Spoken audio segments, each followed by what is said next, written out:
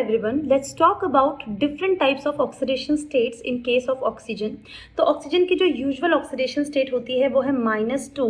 As you can see in case of H2O, hydrogen और oxygen की electronegativity में difference है, तो हाइड्रोजन पे +1 चार्ज आने वाला है दोनों तरफ से, एंड ऑक्सीजन पे उसी तरीके से आएगा -2 चार्ज. वेर एज यहाँ पे दो एक्सेप्शंस हैं. पहला है in case of peroxides and super oxides, and दूसरा है इन केस ऑफ फ्लोरीन.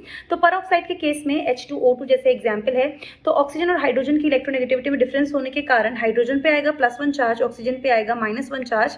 इन दोनों में कोई डिफरेंस नहीं है इलेक्ट्रोनेगेटिविटी का, और वैसे ही इस ऑक्सीजन पे आएगा -1 और इस हाइड्रोजन पे आएगा +1 चार्ज.